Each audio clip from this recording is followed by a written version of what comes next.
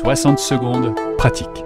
Raphaël Renaud présente le Club des Adaptophiles, des histoires inspirantes autour du monde.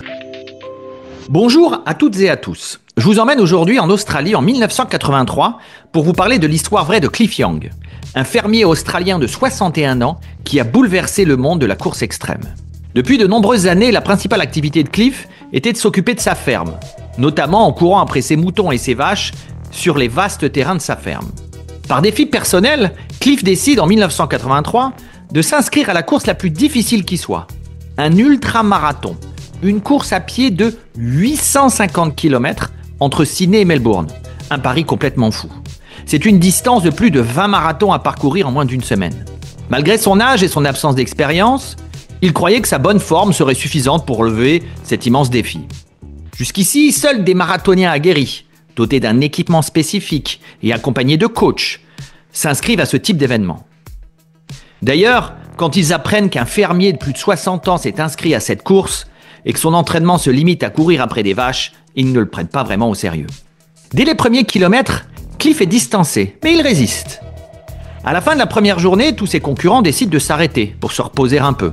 Dans ce type de course, il est effectivement de mise de courir 18 heures par jour, puis de dormir 6 heures afin de récupérer et ainsi d'éviter toute blessure ou abandon.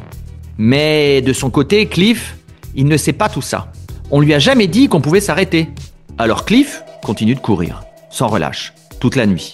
Après 5 jours et demi de course sans sommeil, Cliff franchit, à la grande surprise de ses concurrents, des organisateurs et du public, la ligne d'arrivée en premier, en battant le record de l'épreuve de 12 heures. Au-delà de l'anecdote, Cliff Young nous rappelle que dans la vie, il est crucial de questionner les conventions, les modèles établis et de sortir des sentiers battus. Alors la prochaine fois que vous faites face à un défi, faites preuve d'audace et posez-vous la question: comment dépasser le status quo pour atteindre mes objectifs? Peut-être qu'alors, comme Cliff, vous innoverez et trouverez une nouvelle façon d'avancer.